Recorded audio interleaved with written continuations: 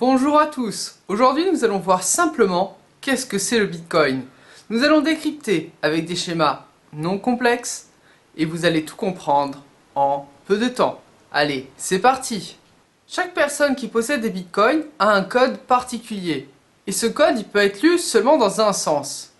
Vous possédez un code. En faisant des échanges, des transactions financières, tout le monde voit ce qui se passe dans la chaîne du Bitcoin. Mais par contre, personne ne sait d'où ça vient. Pourquoi? Car cette clé, elle peut être lue seulement dans un sens. Imaginez, vous voulez acheter quelque chose avec des bitcoins. Cet argent va être reçu par une autre personne et tous les utilisateurs du bitcoin vont être au courant de cet échange. Et c'est ça, la magie. Grâce à ce système, finalement, c'est l'ensemble des organisateurs qui enregistrent l'information et qui vérifient que tout se passe normalement. Toutes les informations au fur et à mesure des échanges sont codées et regroupées dans un fichier. Ce fichier, une fois qu'il a atteint une certaine taille, il forme un bloc. Ce bloc, il est verrouillé et les données ne pourront plus être modifiées. On prend certaines valeurs de ce bloc grâce à une fonction de hachage et on construit un nouveau bloc. À quoi sert ce nouveau bloc? Tout simplement à enregistrer des nouvelles données, à enregistrer les nouvelles transactions. Mais ce qu'il faut bien comprendre, c'est que le bloc suivant est construit, entre guillemets, à partir des informations, grâce à la fonction de hachage, du bloc précédent. Si vous ne connaissez pas et si vous n'avez pas terminé le bloc précédent, le bloc suivant ne peut pas être construit. Et inversement, si vous travaillez sur un bloc, que vous essayez que les informations, au fur et à mesure arrivant, le remplissent, mais que quelqu'un essaye de modifier les informations d'un bloc passé, par exemple de falsifier un compte, eh bien, il y aura une discordance. Les blocs ne pourront plus se succéder. Car si vous modifiez une information, les blocs suivants auraient dû être différents. Et c'est ça qu'on appelle les blockchains. Pourquoi? Car finalement, c'est l'enchaînement des blocs qu'on construit au fur et à mesure qui permettent de vérifier que les actions ne sont pas falsifiées. Mais une notion qui est complexe à comprendre. Chacun dispose d'un code, d'une clé particulière, qui lui permet un petit peu comme de déverrouiller le cadenas pour accéder, entre guillemets, au monde du Bitcoin. Prenons une analogie. Quand vous trouvez un cadenas dans la rue, vous ne pouvez pas savoir à qui il appartient. Par contre, si vous avez la bonne clé, vous pouvez ouvrir ce cadenas. Là, c'est exactement la même chose. Tous les utilisateurs des Bitcoins savent, entre guillemets, quel cadenas fait l'action, mais ne savent pas qui est derrière la clé. Et toutes les informations sont enregistrées sur les serveurs du Bitcoin.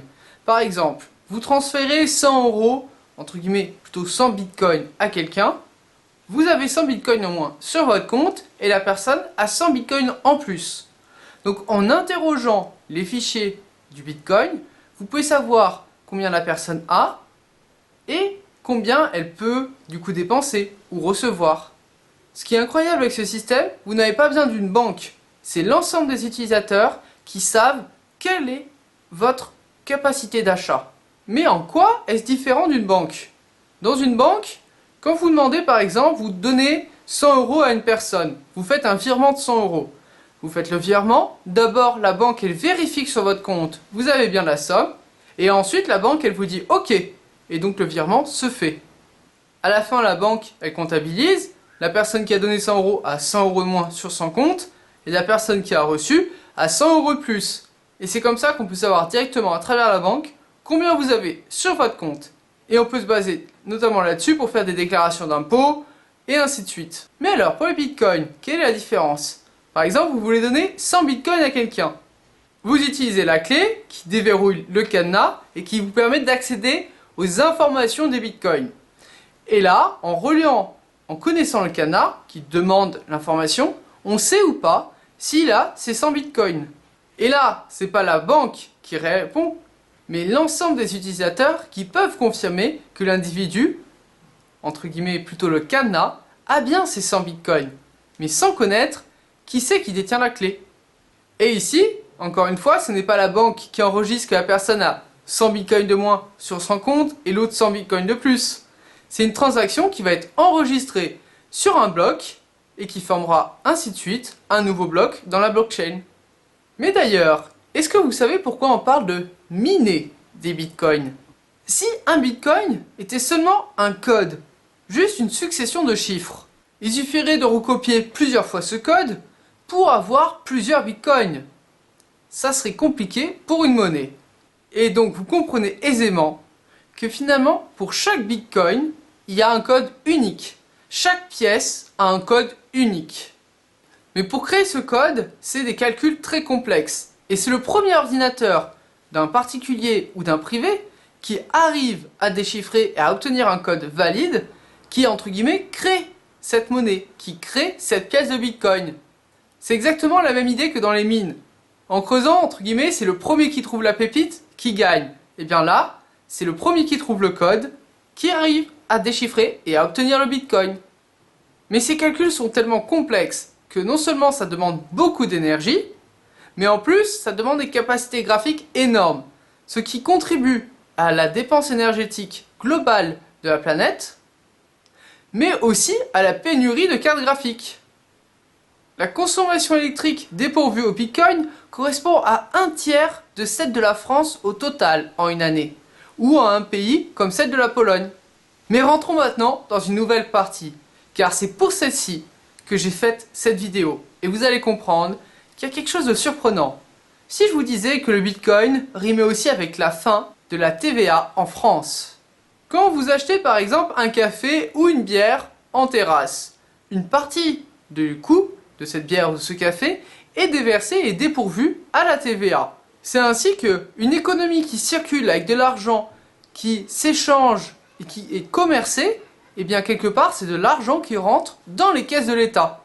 Mais avec des monnaies virtuelles, comme le bitcoin, comment est-ce que l'État peut savoir qui c'est qui a dépensé pour ce café et comment est-ce qu'il peut savoir qui c'est qui a récupéré cet argent? Eh bien tout simplement, d'après la définition de la blockchain, elle ne peut pas. Mais que dit la loi alors? Si vous transformez 100 € par exemple en bitcoin, vous devez déclarer cette transaction et l'État va considérer que vous disposez encore de ces 100 € qui sont sous une autre forme pour vous faire des prélèvements, des impôts sur la fortune ou autres. Mais une fois que vous avez converti ces bitcoins, vous pouvez les dépenser et donc en perdre, et d'autres personnes peuvent en recevoir et donc en gagner. Mais ça, l'État n'est pas au courant. Et c'est là tout le problème. Si l'État ne sait pas qu'une transaction s'est faite, c'est comme si la monnaie n'avait pas été utilisée et que la monnaie était dormante. Donc l'État ne peut pas imposer une TVA. Mais bien sûr, tous ceux qui disposent de Bitcoin, chaque année sont obligés d'informer l'État combien ils ont de Bitcoin. Ainsi, si vous gagnez énormément en une année, vous allez du coup taxer plus fortement. Mais cette déclaration doit être faite seulement une fois par an. Donc prenez un cas de figure simple. Aujourd'hui, si vous donnez par exemple 5 € pour une bière, après bien sûr vous gagnez de l'argent entre temps, vous dépensez, mais à chaque transaction, l'État en récupère une partie. Peut-être qu'à la fin d'année, votre compte bancaire, il restera stable. Ok. Prenons un autre exemple, cette fois-ci avec les crypto-monnaies. Vous convertissez 1000 € par exemple en bitcoin, et après vous l'utilisez. Sauf que là, l'État ne récupère pas de l'argent à chaque transaction. Et peut-être qu'à la fin d'année, idem, votre compte bancaire, il restera stable.